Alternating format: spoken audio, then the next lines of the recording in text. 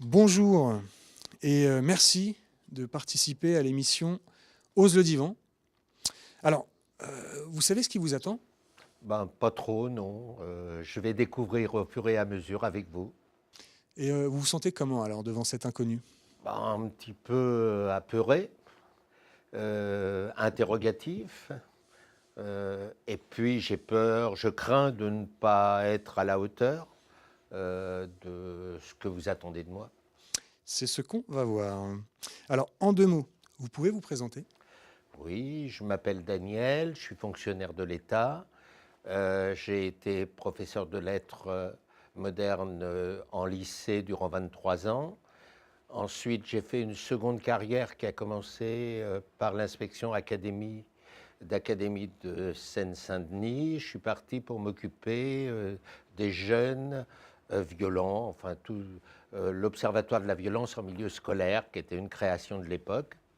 J'ai travaillé là, ensuite je suis parti au ministère et pendant plusieurs années, entre l'inspection d'académie, le ministère de l'Éducation nationale, j'ai travaillé sur l'intégration principalement des jeunes en difficulté. J'ai ensuite bifurqué vers la police nationale, puisque j'ai été recruté au ministère de l'Intérieur, où je suis resté une dizaine d'années à la direction de la formation de la police nationale. En 2008, fin 2008, j'ai pris ma retraite et depuis, je suis au tribunal de Bobigny.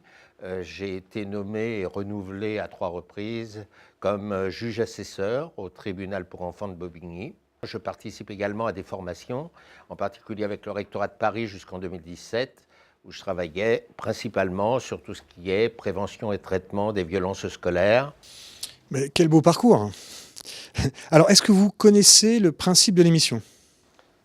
Pas trop, un petit peu. C'est le principe de la surprise. Alors, vous êtes un patient, hein, donc vous êtes dans une salle d'attente, là, et donc vous allez passer sur une séance de psychologie, de psychiatrie, on peut le voir un peu comme vous voulez. Et donc, 3 jeunes psychologues en herbe, c'est comme ça qu'on les qualifie, mais c'est surtout des chroniqueurs pour le coup, vont vous poser quelques questions donc, sur le harcèlement, puisque c'est le thème de l'émission. Donc, on va vous bander les yeux, et puis on va vous emmener sur le plateau, et les jeunes, vous ne les verrez qu'à la fin de l'émission. D'accord. C'est bon pour vous ? C'est parti ? C'est très bon. Alors, on vous bande les yeux tout de suite.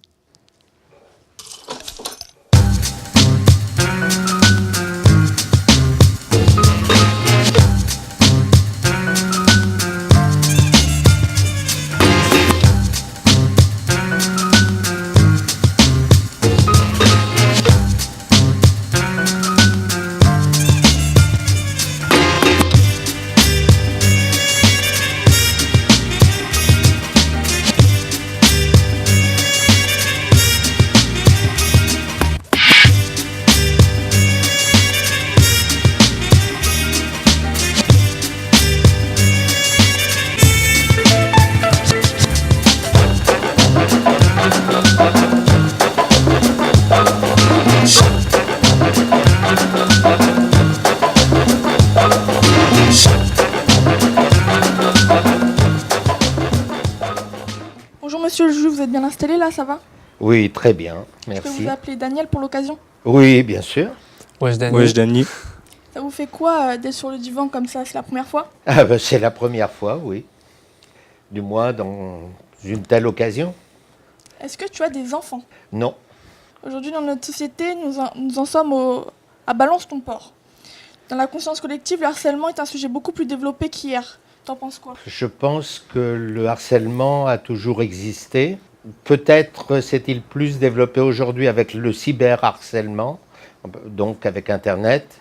Mais aussi loin que je remonte dans mes souvenirs et dans les souvenirs même de ma famille, il y a eu à un moment ou à un autre des problèmes de harcèlement qu'on m'a raconté ou que j'ai même vécu en voyant d'autres personnes quand j'étais à l'école par exemple, ou quand j'étais même enseignant. Est-ce que tu es un homme de combat ou de conviction ?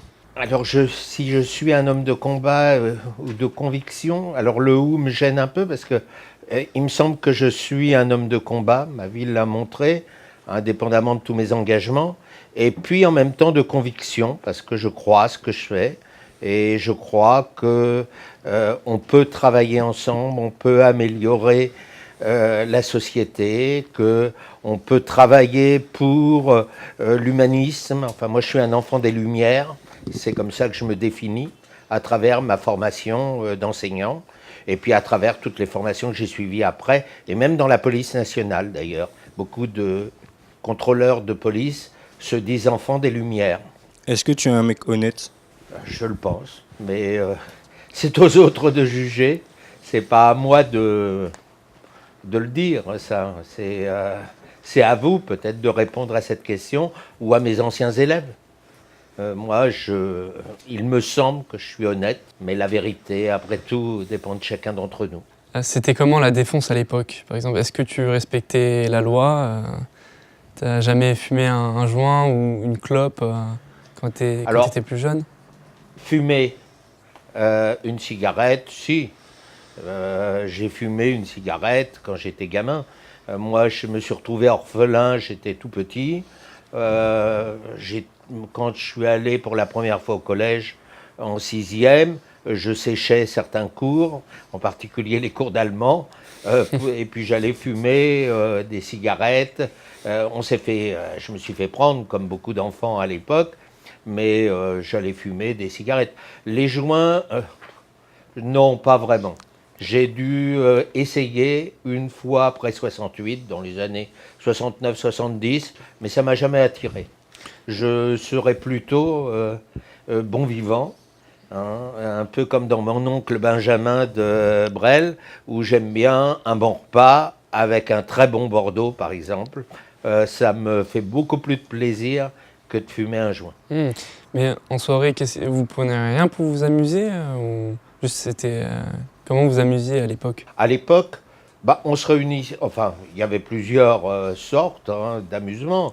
Soit on sortait entre amis, on se retrouvait. Bon, moi, je donne un exemple.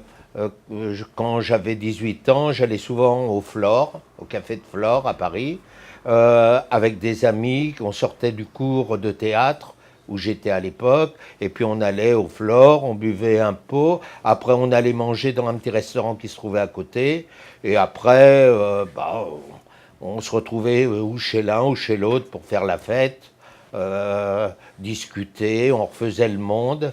On était très politisés à l'époque, hein, on était très, comment dirais-je, solidaires. Hein, moi je suis un enfant et aussi de mai 68. Donc on parlait beaucoup de refaire le monde, de changer les choses, voilà. Et puis de temps en temps, on allait au cinéma, on allait en boîte, on allait comme tous les jeunes. On avait des petites copines, voilà. Enfin, c'était la vie habituelle d'un jeune de l'époque. Est-ce que, quand tu étais jeune, tu t'es fait bolos? J'étais? Quand tu étais jeune, Oui. est-ce que tu t'es fait bolos? Bolos? Oui. Je connais pas trop le mot. C'est quand on s'est fait taper à l'école, embêté, harcelé. Ah non, etc. j'étais pas embêté. J'ai connu des gens embêtés à l'école, en particulier, donc puisqu'on parlait de harcèlement. Mais moi, non. La seule chose dont j'ai souffert un tout petit peu, c'est que je faisais de la danse classique. Et à l'époque, nous habitions Mont-de-Marsan. Et Mont-de-Marsan, c'est la ville du rugby et de la corrida. J'étais un petit peu à part, parce que nous étions 3-4 élèves à faire de la danse classique, et moi, on m'avait surnommé l'artiste. Voilà, mais j'en ai pas vraiment, ça faisait sourire, mais c'était pas du harcèlement, c'était plutôt quelques moqueries de temps en temps, mais j'étais pas le seul, on était 3-4 comme ça. As-tu déjà été harceleur, harcelé ou témoin de harcèlement? Raconte-nous une anecdote. Alors, témoin de harcèlement, alors harceleur, non, j'ai jamais été harceleur, enfin, mais en tout cas, j'en ai pas conscience de toute ma vie. Témoin, oui, il m'est arrivé. Alors doublement, il m'est arrivé de voir un élève ennuyé ou une jeune fille ennuyée dont la classe se moque. Bon, ça, c'est quand j'étais élève. Moi-même, j'intervenais quand j'étais prof. Hein, à chaque fois que je voyais qu'on se moquait de quelqu'un, j'essayais de rappeler un petit peu les règles de vie, le respect de chacun. Quand je formais les enseignants à l'IUFM des Batignolles, un jour j'ai eu une jeune prof stagiaire qui est venue me voir. Elle avait un élève qui était efféminé et qui s'habillait tout en noir avec des vêtements un peu sataniques, entre guillemets. Et cet élève était devenu la tête de turc de la classe. Et elle en souffrait beaucoup, cette jeune prof, parce que les autres enseignants ne faisaient rien, bougeaient pas. Et elle est venue me voir, on en a parlé. Moi, je lui ai dit qu'il fallait qu'elle fasse un signalement. Donc, si ça n'arrivait pas dans l'établissement scolaire, il fallait le signaler au-dessus de l'établissement scolaire, c'est-à-dire à l'inspection d'académie, voire à la police nationale, de façon à ce que ce jeune puisse vivre en paix sa liberté de s'habiller comme il voulait. Mais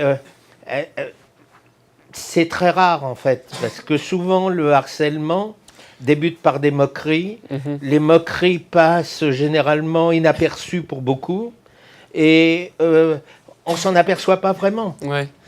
Si la personne n'en parle pas. Et en soirée avec les filles, t'étais plutôt harceleur ou harcelé? Bon, j'étais ni l'un ni l'autre. Ni l'un Je ni ne l'autre. pense pas avoir harcelé qui que ce soit, et puis être harcelé, je ne l'étais pas non plus. Moi, je faisais partie des garçons de mon âge qui étaient ni sublimes par leur beauté, ni vraiment attirants. J'étais quelconque, donc j'avais des copines, j'avais des gens que j'aimais bien, voilà, mais ni plus ni moins. Bon, il m'est arrivé une fois, bon là je raconte ma vie privée, hein, d'avoir été en vacances en Serbie, et c'est la jeune fille, la sœur d'un jeune Serbe, qui m'a pratiquement sauté dessus, et je me suis laissé faire à l'époque. Donc je ne peux pas dire que j'étais harcelé, puisque j'étais d'accord pour me laisser faire, mais moi j'aurais jamais osé le faire. Voilà. Est-ce que tu jouais déjà les justiciers à l'époque? J'ai commencé à jouer les justiciers à partir du bac, c'est-à-dire à partir de l'époque. Jusqu'au bac, j'étais pas ni politisé, ni engagé, ni...